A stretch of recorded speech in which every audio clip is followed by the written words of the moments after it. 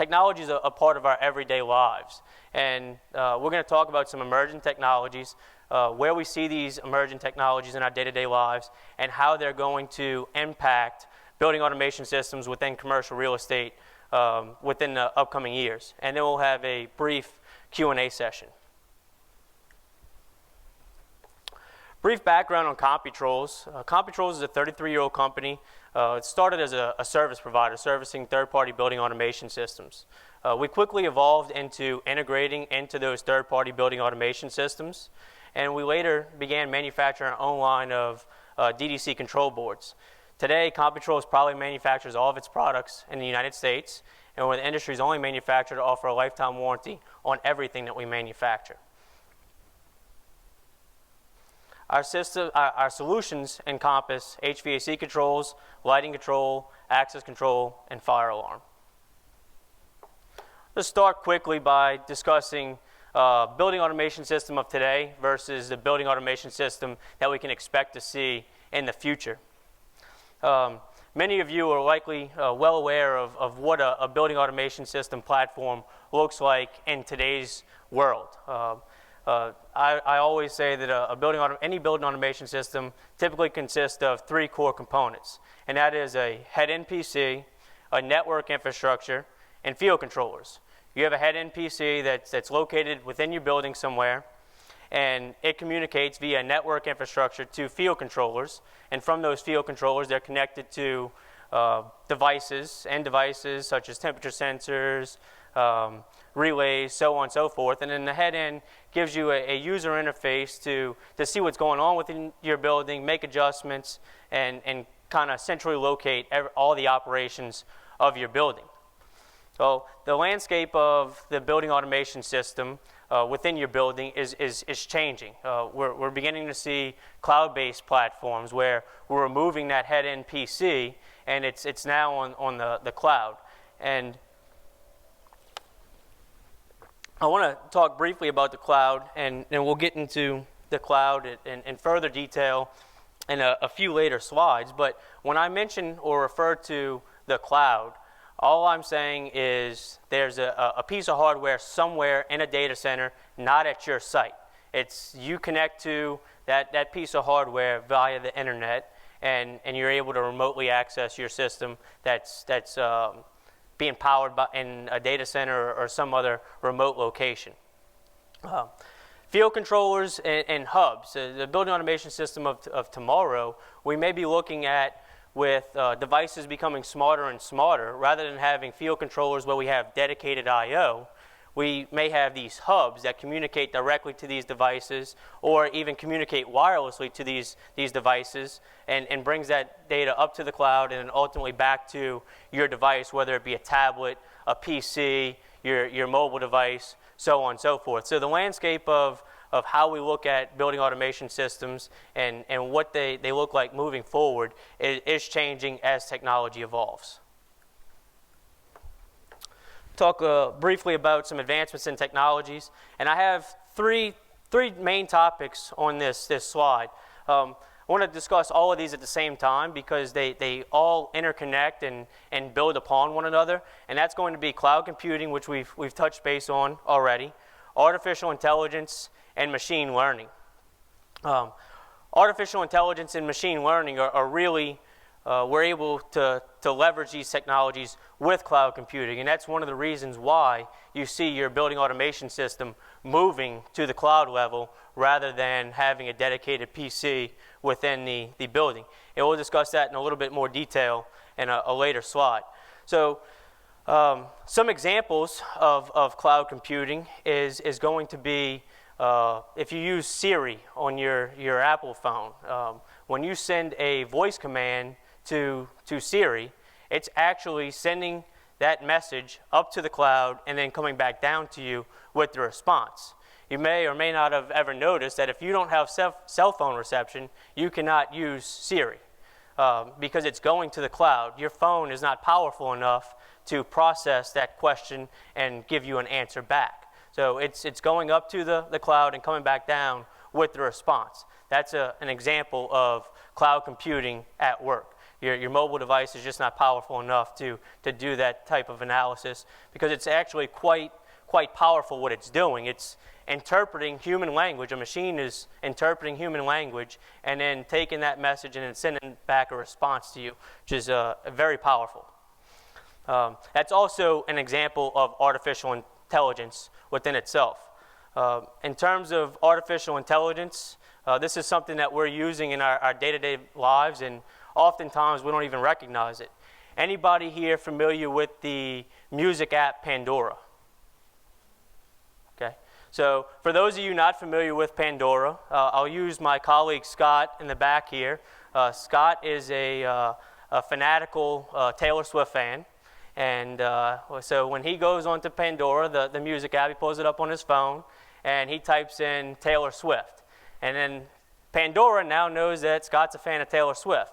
So the next song, they'll play a Taylor Swift song, and the next song will likely be Miley Cyrus. And Scott's also a big fan of Miley Cyrus. So he's going to continue hitting the thumbs up button on the user interface on Pandora.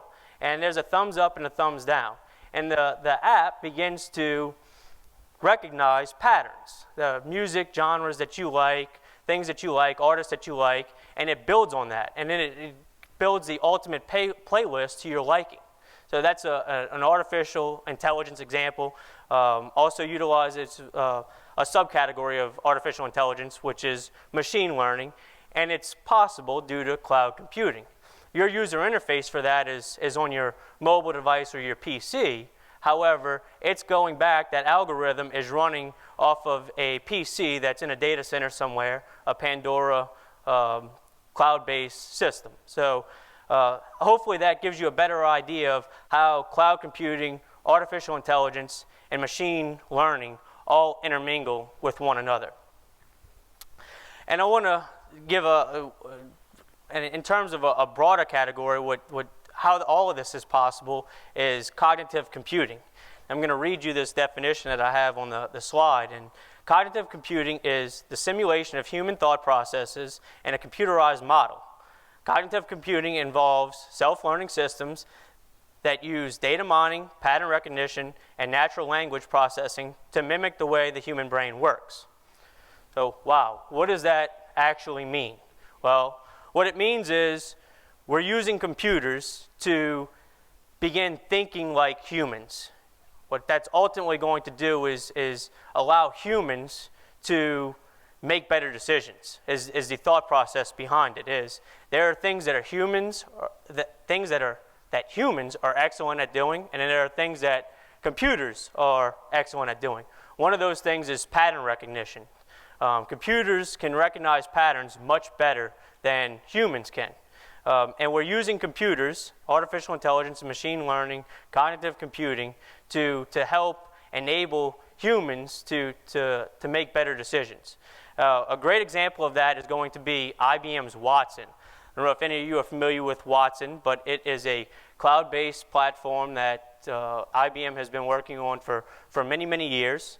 And I want to add that artificial intelligence isn't anything really new. Artificial intelligence has been around since going back to the 1950s. However, this technology is, as humans, we've been very slow to get it to evolve rather quickly. IBM has done a great job with Watson in getting this technology out there, and it's actually in play in the real world now.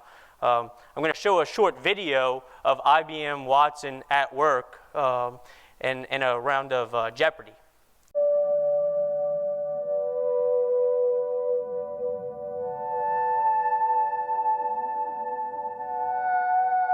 I remember that morning going to the lab, and I was thinking, this is it. This is the last Jeopardy game.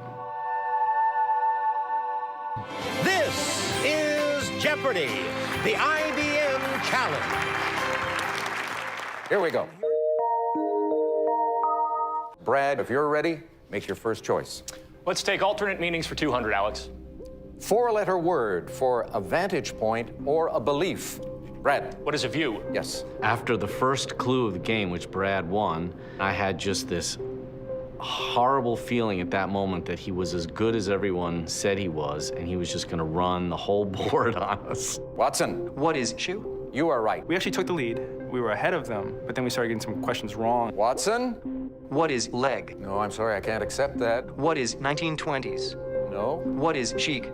no, sorry. Brad? What is class? Class, you got it. Watson? What is sarin? Sauron is right, and that puts you into a tie for the lead with Brad.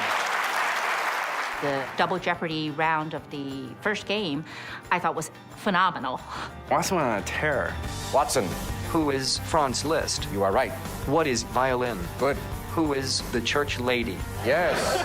Watson, What is narcolepsy? you are right, and with that, you move to $36,681. The risk was, if Ken gets a daily double, bets big, gets it right, he's going to be well ahead. And then with that kind of lead going into Final Jeopardy, if he bets enough, he could end up winning the match. Ken, What's a committee? We got to find that last daily double. We got to find that last daily double. It was a crucial moment in the game. There was still a daily double on the board, and it was starting to become pretty clear that it was in the legal ease category. Let's go to legal ease for 1,200. Watson, What is executor? right. Same category, 1,600. Answer, daily double. That was the moment when I knew it's over. The category is 19th century novelists. What Watson wants to do then is preserve the lead, not take a big risk, especially with Final Jeopardy, because just like for humans, Final Jeopardy is hard for Watson. Now we come to Watson, who is Bram Stoker, and the wager, hello, 17,973, and a two-day total of 77,147. I would have thought that technology like this was years away, but it's here now. I have the bruised ego to prove it. My past Jeopardy experiences have been great, but they weren't really weighty with this kind of technological, philosophical importance. I think we saw something important today. Didn't really think very much about the implications until later and say, wow, wait a second, this is history. Of course, this whole project is not ultimately about playing Jeopardy. It's about doing research and deep analytics and a natural language understanding. This is about taking the technology and applying it to solve problems people really care about. We're just so excited about all the things we can do with this. I had thought this is the end. We get there, we're done. And I'm realizing it's just the beginning.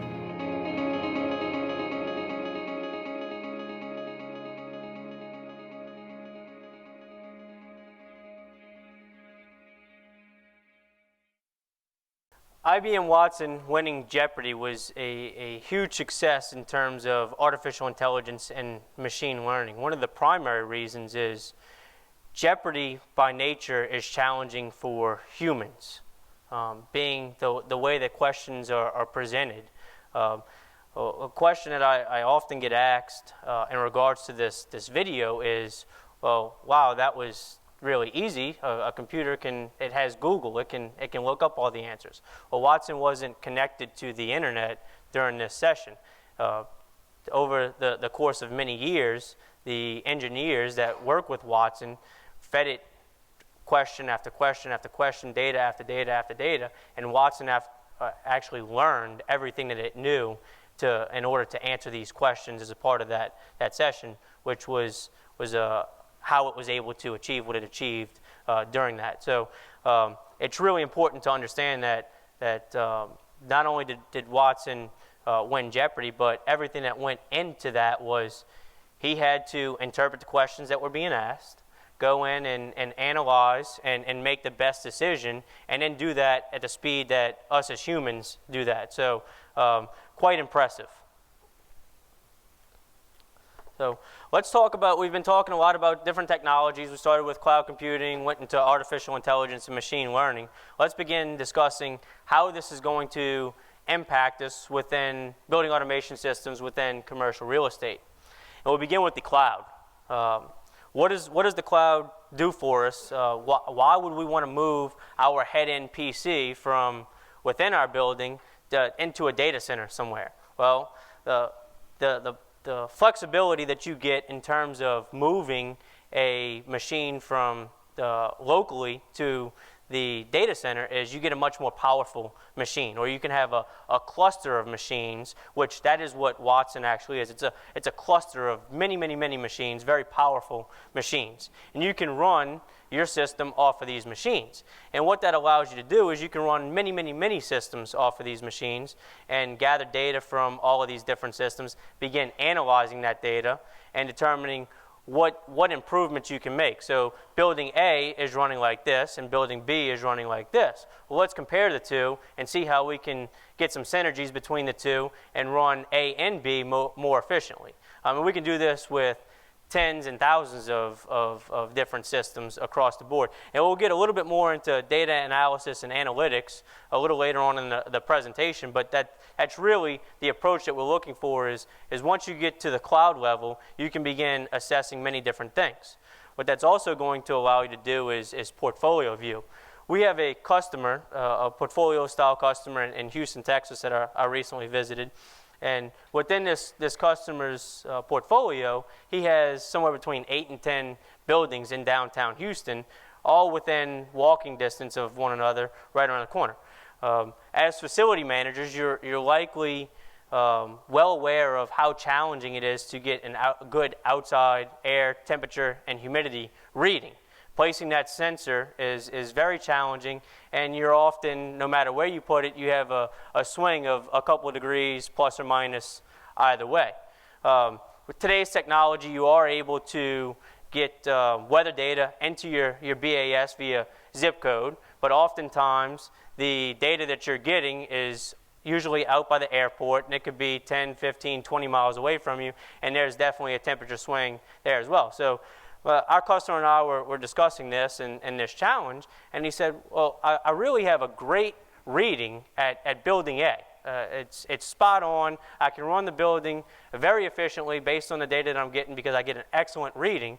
But at buildings B, C, D, E, and F, I get terrible readings. It's not anywhere close to where it needs to be, and it makes it very challenging for me to run the building.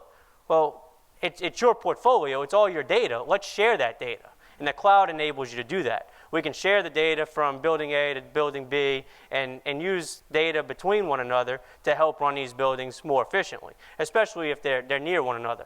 In addition to that, we can compare like buildings, get all the data from individual buildings or like buildings, and compare, hey, building A is running extremely efficient.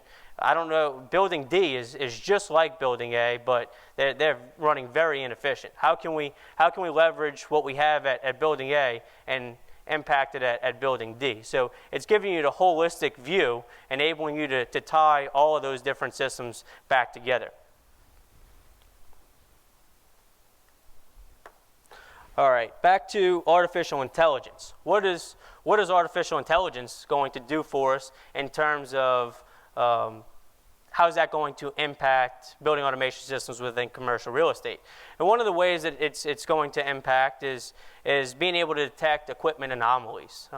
Let's take, for instance, you have an air handling unit, and you're connected to the cloud. It's analyzing your data in real time. This is back to that data analysis example that I mentioned that I would bring up. Is fans been running for 10 years now, same belt. Well, your building automation system is now looking at all data in real time, and it notices over the course of the last 6 months or so, the amperage on the status of that unit has begun slipping. It's been dropping just a little bit here and there. This is something that a human would never recognize, because if it's maybe dropping 0.1 amps. It's not something that we're really looking at, but over the period of time, it builds up. And it can notify you and say, hey, look, you need to go make a preventive maintenance call on air handler 10 because the belt is going to fail within the next 30 days or something along those lines. Another thing that artificial intelligence is going to bring to the table in terms of building automation systems is you can actually begin running your building automation system and fast forward. We talked about getting weather data into your building automation system and how sometimes that data is not accurate due to it being out by the airport or far away from your building. But what is rather accurate is weather forecast data. So we can get weather forecast data into your building automation system and begin looking at historical data versus predictive weather data and make decisions based off of both of those. Might be a way of replacing optimal start-stop. Is, okay, well, historically we've used optimal start-stop to wait to the very last minute to run a piece of equipment. Well, now we can look at and say, okay, well, historically the building's done this, this, and this on degree days such as this. This is what we're expecting over the course of the next couple of days. Let's look at doing this and how, based on our predictions, and look at how this is going to impact the building. And you run that and fast forward, you play, you simulate that situation, and you look at the outcome and then make decisions based on that. Artificial intelligence is here to help humans make better decisions. I failed to mention, after we watched the Watson video, one of the ways that Watson is currently being used, it's not in a building automation scenario that I'm going to provide an example, but it's now being rolled out in healthcare to help doctors identify or diagnose patients. It's actually rolled out in many hospitals where they're actually diagnosing, using Watson to diagnose patients based on their condition. So that goes back to pattern recognition and saying, okay, well, we saw this, this, and this, and it can assess much more data than humans can. This is going to be the same thing with the building automation systems and looking at all of that data holistically at the same time. And can you imagine trying to sit at in front of your building automation system and say, well, you know what? Over the course of the past 10 years, on degree days like this, my system ran this way, and I'm forecasting that in the next, tomorrow, my weather data is going to be this, and I'm going to start up at this point in time. We just can't do it. We're going to use the machines to help us to make these decisions to run our buildings more efficiently. And the great thing is operator override's still going to be there. It's going to help us make the decision, and we can just go in there and click operator override and make sure that we're comfortable. All right, we'll continue on with advancements in technology. I want to talk about connectivity and integration within systems. Wi-Fi and Bluetooth technology have really taken off over the course of the last couple of years, and the standards get better and better, it seems like, every day. We're seeing wireless technology rapidly evolving, and the majority of wireless technology that we're currently seeing is Wi-Fi and Bluetooth based. Any of you all heard of the Internet of Things here? Right. That's a big buzzword, huge concept going on currently. And what the Internet of Things is basically taking everything, literally, from that exit sign to that light to that occupancy sensor, and interconnecting all of those different devices and bringing it back to a standardized platform. Well, that standardized platform really hadn't taken off yet. They're still trying to figure out what the standard is going to be, but as I mentioned, Wi-Fi and Bluetooth technologies are definitely in the running of being capable of being that standard.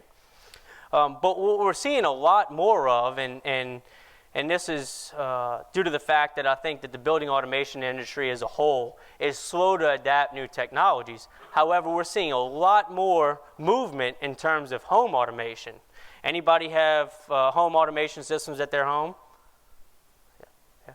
So some of the home automation technology that you'll likely see is Amazon's Alexa's the latest and greatest thing. You have the Nest thermostat. You have smart light switches. You have smart plugs now. And there's actually what I would refer to in terms of home automation, a standard to tie all of those back to one another. And it kind of helps explain what this Internet of Things actually is. And that's an app called IFTTT, if this, then that. And how this app works is, let's say I have a Nest thermostat at my home, and I also have a smart light switch, okay? Well, I go into the IFTT app, and I can program a recipe or a logic statement that says, every day when I'm 5 miles within my home, turn on the front porch lights and drop the set point in my home to 70 degrees. And it follows that standard.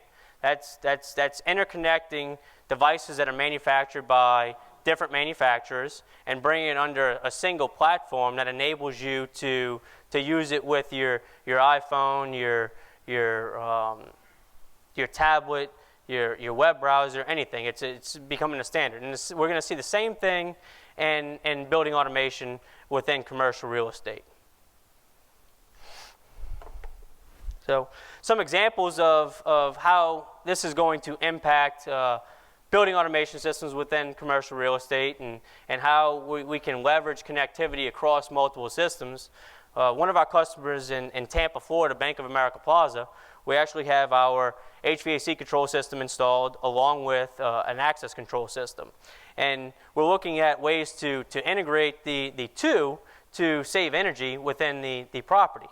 The property is unique, and the strategy that I'm going to present could not be utilized here in Baltimore due to the rampant, the temperamental weather. I'm told that it's going to snow here this weekend, and we have rather beautiful weather the past couple of days. So there's definitely much different weather conditions in Tampa. And at this property, I'm told that somewhere between 95% and 99% of the building occupants transport to or commute to work via car, and they utilize the building's parking garage, which is access controlled.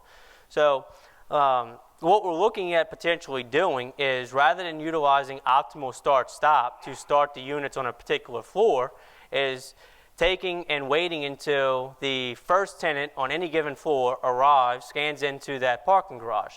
Because once they scan, they have to go park their car, then they have to go to the parking garage elevators, walk across the sky bridge, and take the building elevators up to their floor. That gives us about 10 minutes or so. Favorable weather conditions in Tampa can likely let us get away with this.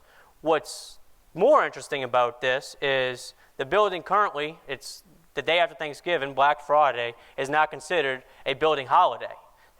So they automatically, every year, day after Thanksgiving, running those air handlers on optimal start-stop. Well, we can say, well, we're definitely not going to run anything the day after Thanksgiving until somebody shows up, because we know that more than likely it's going to be an empty building for the majority of the day, and that could be huge savings just one day out of the year. There's other holidays like that as well. Connected devices. Connectivity across different devices. We're getting smarter and smarter devices every day.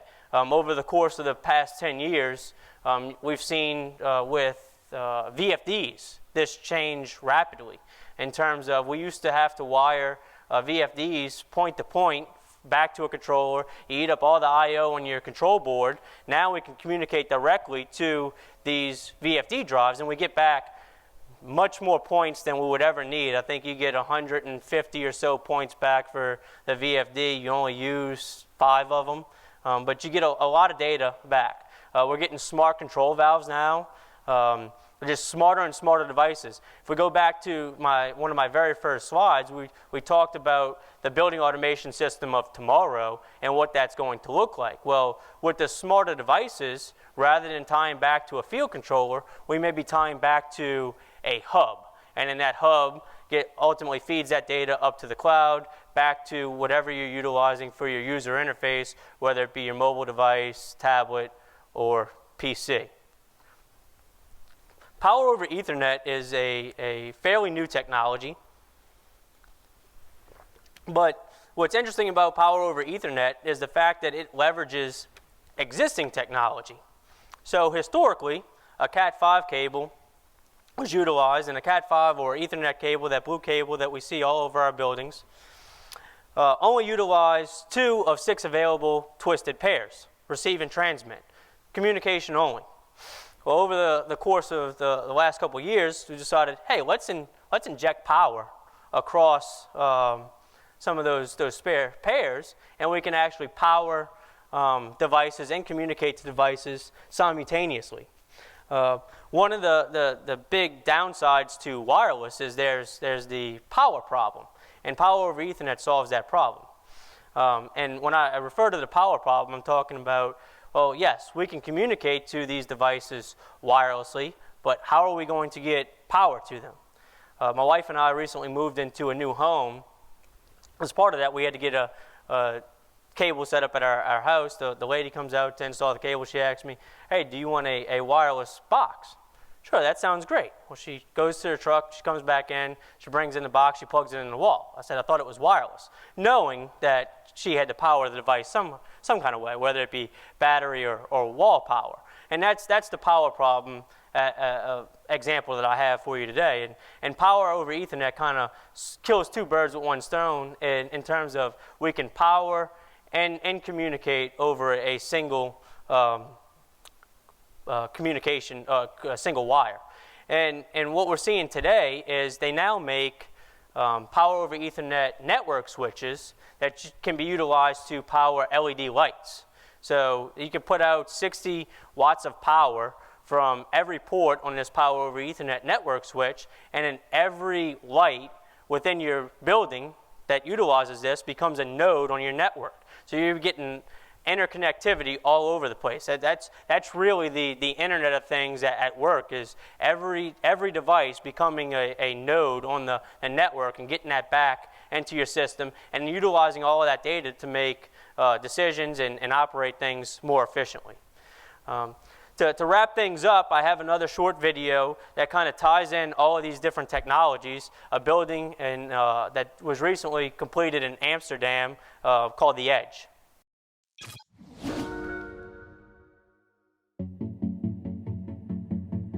Welcome to The Edge. This is certifiably the greenest office building in the world. But that just might be the least interesting part about it, because The Edge in Amsterdam is also possibly the most connected office space in the world. Working at The Edge is insane. It all starts with a smartphone app developed by the building's main tenant, the consulting firm Deloitte. When you arrive at The Edge, a camera recognizes you by your license plate for automatic access. And because it's the Netherlands, there are chargers available for electric cars. Inside, things start to get interesting because you don't have a desk. No one here does. Workspaces are assigned to you based on your schedule for the day. You have options: a work booth, a meeting room, what they call a concentration room, a sitting desk, a standing desk, a balcony desk. You can even just hang out in the sun-filled atrium all day. This concept is called hot desking, and it's what allows Deloitte to have 2,500 workers, but less than half as many desks at its Dutch headquarters. The app knows your preferences, and when you arrive at your workspace, the lights dim or brighten based on your stored settings. And any of the building's massive flat screens can be instantly paired with an iPhone or a laptop. So what makes all this possible? The LED light panels developed by Philips specifically for The Edge are actually powered by low-voltage Ethernet cables, which means every light in the building becomes its own internet-connected data hub with 28,000 sensors that makes the building and its users smarter. The building becomes a very important part of who we are and what we want to be, and we actually seen in recruitment that more people are now spontaneously coming to Deloitte because they want to work in this building. Oh yeah, and then there's these. The building has solar on the roof and on the south-facing wall, enough to power the building and all of the electric cars, computers, and smartphones used by its employees. And those employees are kept warm by two enormous boreholes tunneling more than 400 feet down beneath the building. During the summer, The Edge pumps warm water deep into the aquifer, where it sits, insulated, until it can be sucked back out in the winter to warm the building. Outside, there are beehive towers and bat homes to support the local pollinators. And even the rainwater is collected to flush the toilets and irrigate the gardens. We are planning to build a lot more buildings like these, and the next one will be smarter, and the one after that will be smarter as well. And we won't stop until all cities in the world are filled with buildings that are intelligent and that are not using any energy anymore. In the end, we will actually need less buildings in the world, but the buildings that are there will be used in a better way, will be more efficient, and will be using a lot less energy than in the past. Sometimes the Edge just feels like it's showing off, and some of the app functionality isn't quite ready for prime time yet. But most of the time, this is all running seamlessly in the background. It's maybe the most fully realized vision of the Internet of Things the world has ever seen. It's a building that has sustainability as an important aspect of making a good place to work. In Dutch, there is even a word for this new kind of thinking about the workspace, that nieuwe werken. In a nutshell, it means that work space is more focused on the tasks that need to be done and the working community that it's part of. Another day at the Edge comes to an end. A custom security robot that looks a bit like R2-D2 wakes up and begins its patrols. Now, if only the app could automatically come conjure up a nice dinner recipe, maybe provide all the fresh ingredients at the end of the day to get you cooking. No surprise, the Edge has that too. Bon appetit.